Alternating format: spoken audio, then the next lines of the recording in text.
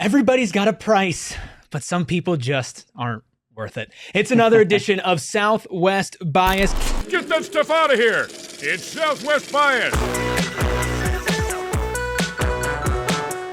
As always, brought to you by Desert Financial Credit Union, Arizona's #1 credit union, named by Forbes. Make sure you like this video. Make sure you are subscribed to PHNX. The march to 30K, we're almost there. I've got Espo, Brock.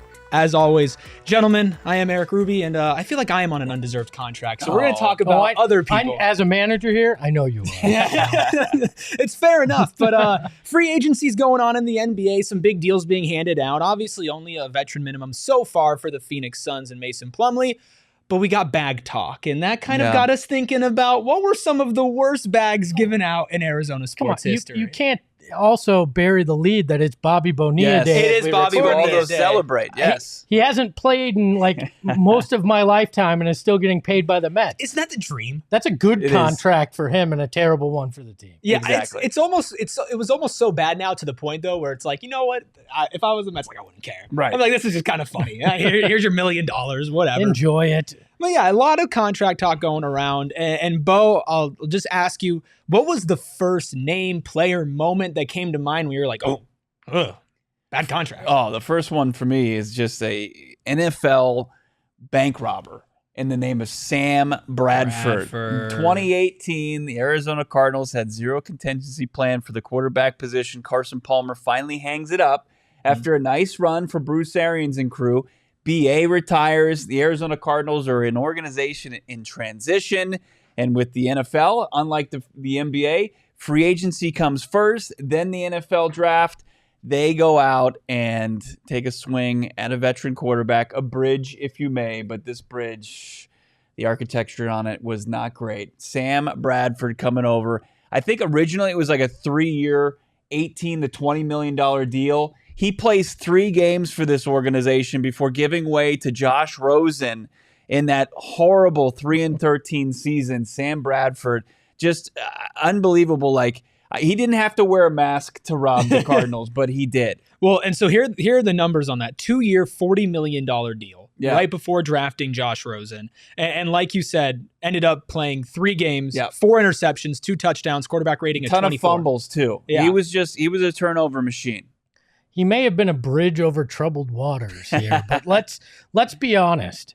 Without him, you don't get Kyler Murray. Yeah, you knew what you were paying for. You overpaid because you just needed a veteran that was serviceable. You hoped for 1 year. You structured it so it was 1 year. Espo, you're being too kind. I don't think that can be the worst contract. Now hold on. In Arizona sports history. Let's give full context. If you want to look into the future of the Sam Bradford deal, like how it led to Kyler Murray, let's look one offseason previous and the quarterback draft that was, where Patrick Mahomes goes to the Kansas City Chiefs, Deshaun Watson goes to the Houston Texans, where the Arizona Cardinals were within striking distance. They were interested in Mahomes, but they let the Chiefs get up the board.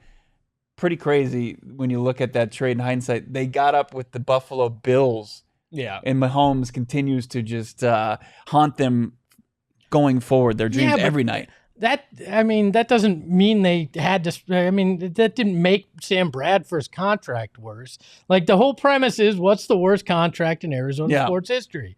And it's easy. It's Yosmani Tomas's it's a big 6-year, $68.5 million contract. You know why? Yeah. Because Tony La Russa and Dave Stewart sold him to the Valley as the future, the next great slugger of the Arizona Diamondbacks, the answer to Yasiel Puig with the Dodgers. And that answer lasted 3 years in baseball. Wow. He had 295 hits, 163 RBI, and 48 home runs in his time with the Diamondbacks. That breaks down to $232,000 per hit, $420,000 per RBI, and $1.4 million per home run.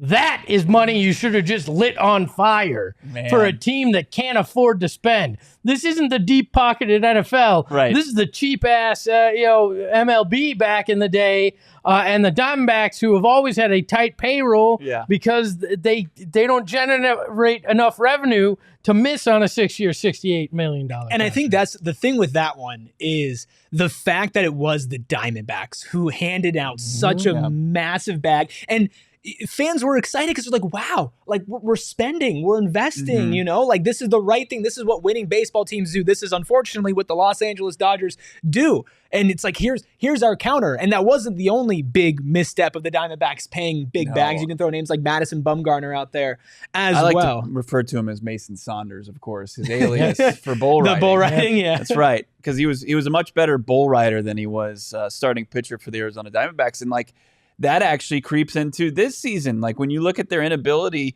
to sign former like left-handed World Series heroes, we're watching one play out right now, and Jordan Montgomery, unfortunately, looks like a bad investment. But if, like baseball is probably the top because all that money is guaranteed for the most part. Like you can think back at some bad Suns deals, and those are up there, right? Like.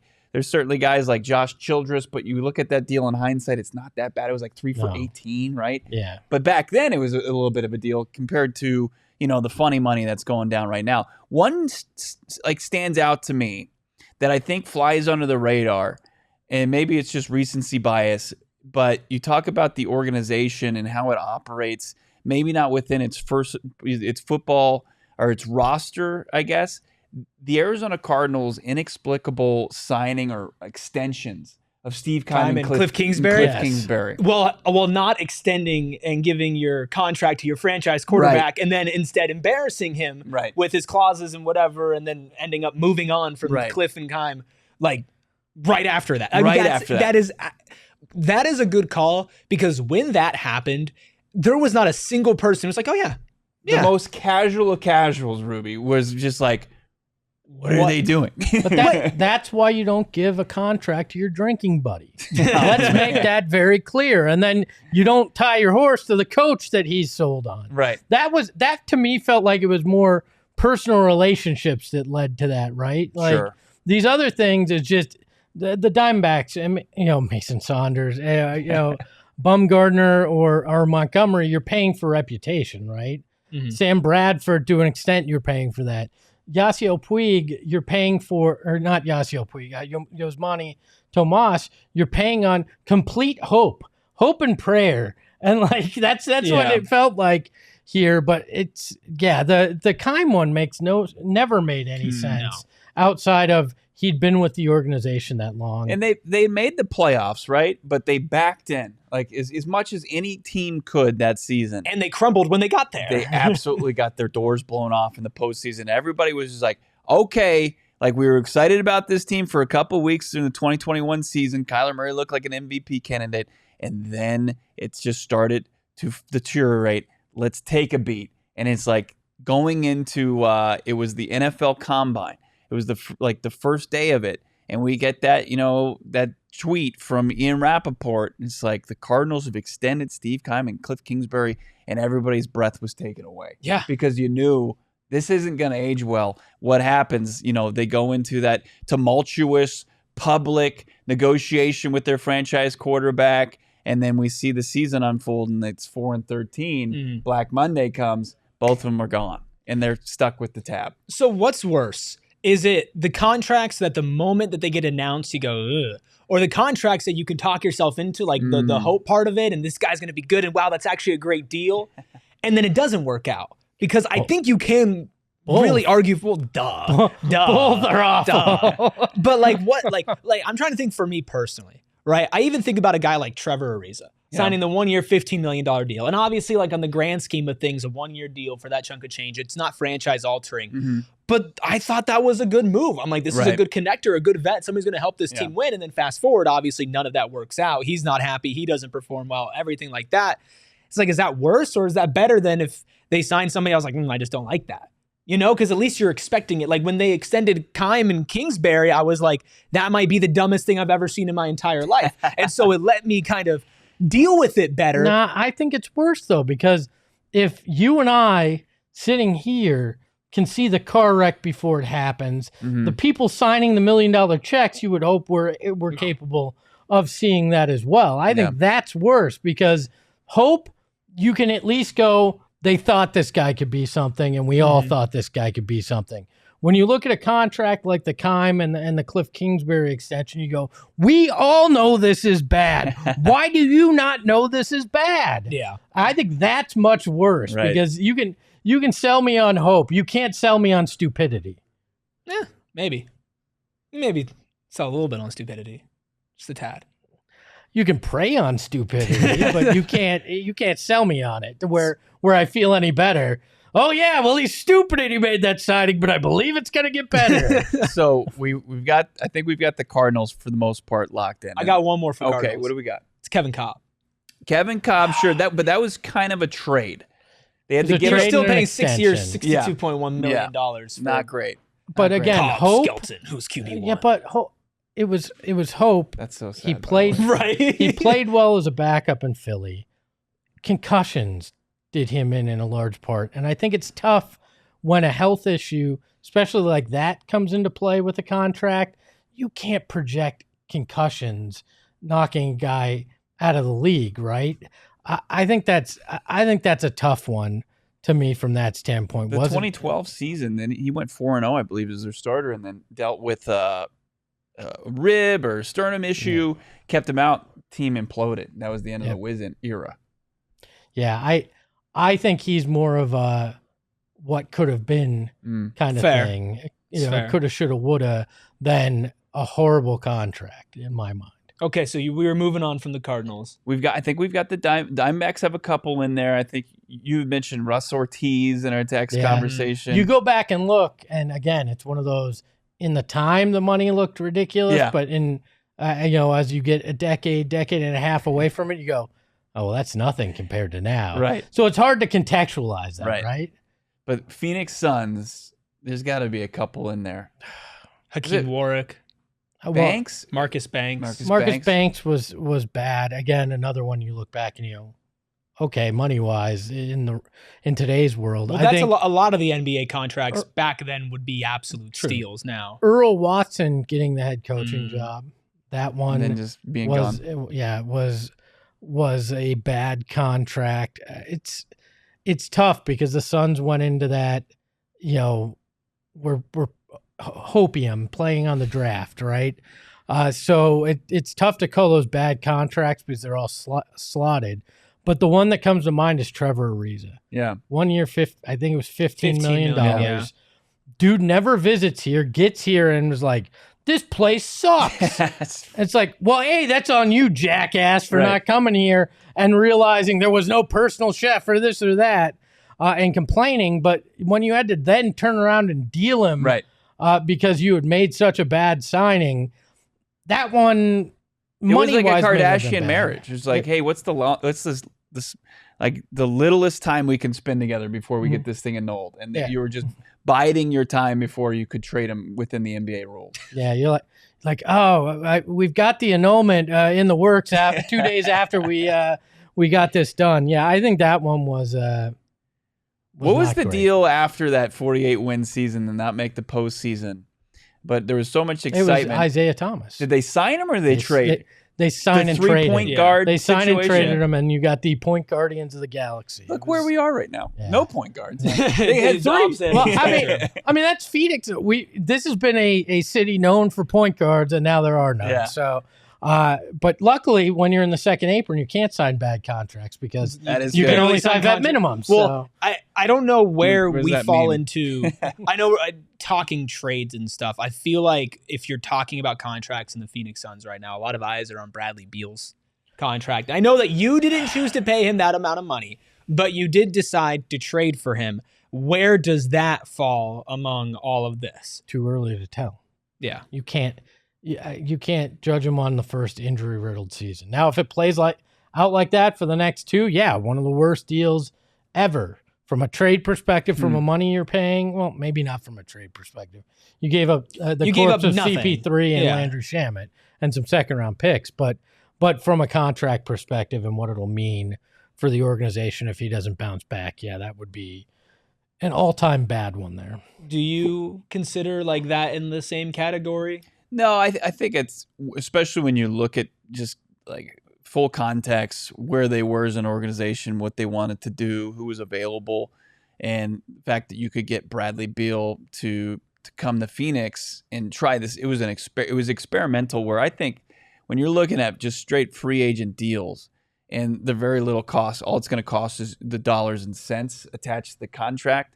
I think it's very different. Like that's why I felt like with the Cobb situation, you felt like, hey, this Cardinals organization desperately needs a quarterback who's available, much like Bradley Beal, and you go out and you give up the assets in order to do so. But where free agency, like I think the hopium is even more so. Like you're going out there, you're not having to really give up any assets. All you have to do is really agree to the terms and then put pen to paper as far as signing your John Hancock. And we're just riddled with bad deals, as is every sports market. Like every sports market can have this conversation, but man, these are the ones that just kind of haunt Valley sports forever. Can I throw one more out? Yes, please.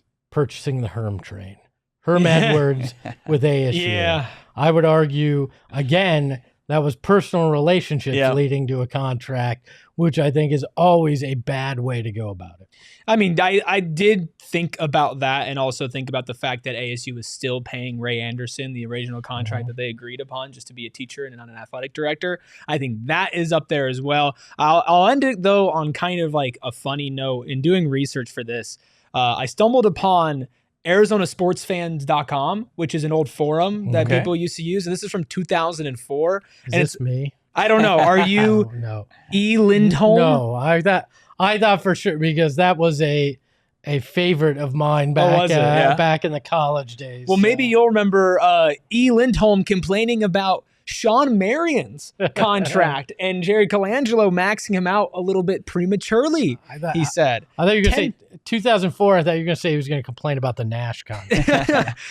Complained about Sean Marion making $10 million and the contract going on forever. And everybody in the comments is like, yeah, I think this is one of the worst contracts. I think the Charlotte Bobcats wouldn't have drafted Sean Marion because of his contract in the expansion draft. And I'm like, man, like you look back at like Sean Marion and his time here, it's like that's not the sentiment that a lot of people I feel like have now. And so I thought it was funny to like go back and type, be like, you know what, as sports fans, like we really haven't changed. All we want to do is complain about the contract and paying and everything like that. It's just easier now. But it's true. You had to search this out form back in the day. Yeah. Now you're just like, oh, that app and Twitter, and I'm firing off every thought I ever had. So. It's weird how time heals some of those wounds. Like you forget some of your beloved sports stars.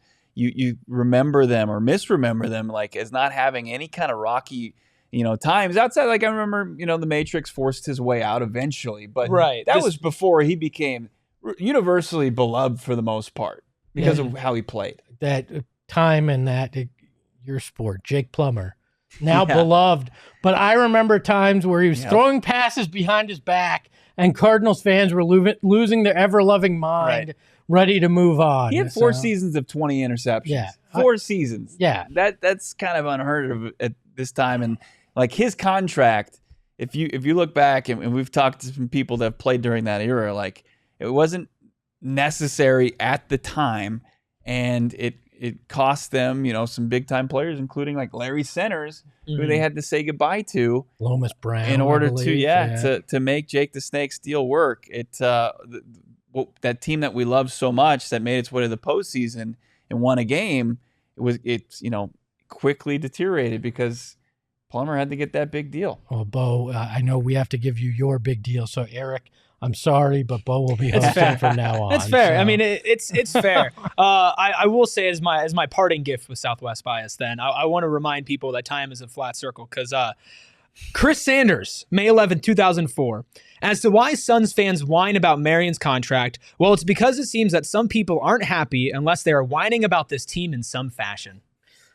And if that ain't the truth, then I don't know what is. Reminding you guys, it doesn't get any better. Just want to remind you guys that there's nothing to complain about when it comes to Desert Financial Credit Union. DFCU has been around for more than 84 years in the Valley, and there's probably a location right next to you because they have them all over the valley. I know everybody up here uses Desert Financial Credit Union. My family used Desert Financial Credit Union. It's been passed down to me through generations. They put one in my house out of convenience.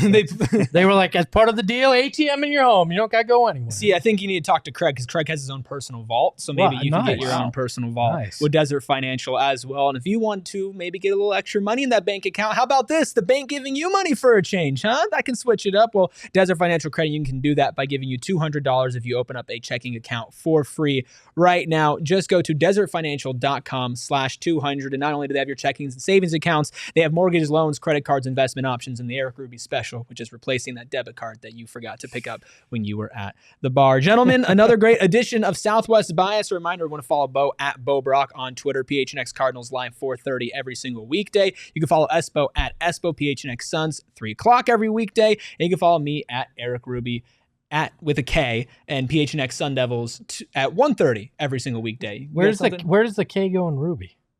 You know, it's a silent K. It's a silent K in there. We need your biggest bust, worst waste of financials here in the Valley Sports. Leave them in the comments. Ooh. And you can't say me, all right? You can, actually. You can really do whatever you want. Yeah. You can say that in the comments, as long as you're also liking this video and subscribing. We're almost at 30,000 subscribers, so we appreciate all of you who have already clicked that button. If you haven't, what are you doing? Come on, just click it. It's easy. It's free. We're fun. I promise. We'll be back later this week for another edition of Southwest Bias. Get that stuff out of here. It's Southwest Bias.